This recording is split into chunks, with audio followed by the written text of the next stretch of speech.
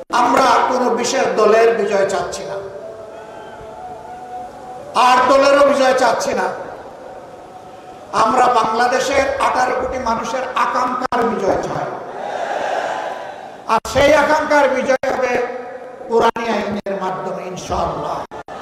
এর বাইরে গিয়ে এটা প্রমাণিত হয়ে গেছে কোনো কিছু দিয়ে এর বাংলাদেশকে এগিয়ে নেওয়া সম্ভব নয়, সুশাসন প্রতিষ্ঠা করা সম্ভব নয়।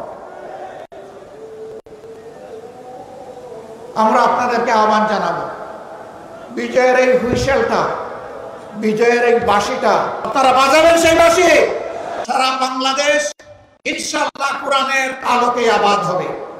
আগামীর বাংলাদেশ কোরআনের বাংলাদেশ। আল্লাহর নবী মুহাম্মদুর রাসূলুল্লাহ সাল্লাল্লাহু আলাইহি ওয়াসাল্লাম আর তার হাতে গড়া সোনার মানুষ সাহাবায়ে কেরাম রিদওয়ানুল্লাহি তাআলা আলাইহিম আজমাইনের পথ ছেড়ে দুনিয়ায় কখনো শান্তি আসে নাই, দুনিয়ায় কখনো শান্তি আসবে না। আমরা কোরআনকে বুকে নিয়ে, রাসূল করিম সাল্লাল্লাহু আলাইহি ওয়াসাল্লামের সুন্নাহকে বুকে নিয়ে, সাহাবায়ে কেরাম রিদওয়ানুল্লাহি তাআলা আলাইহিম আজমাইনের রেখে যাওয়া আমানতকে বুকে নিয়ে আমরা বাঁচতে চাই, আমরা মরতে চাই, আমরা আল্লাহর দরবারে হাজিরা দিতে চাই। আমরা কোনো লাল চক্ষুকে পরোয়া করব না, কোনো দাদাবাবু মানি না।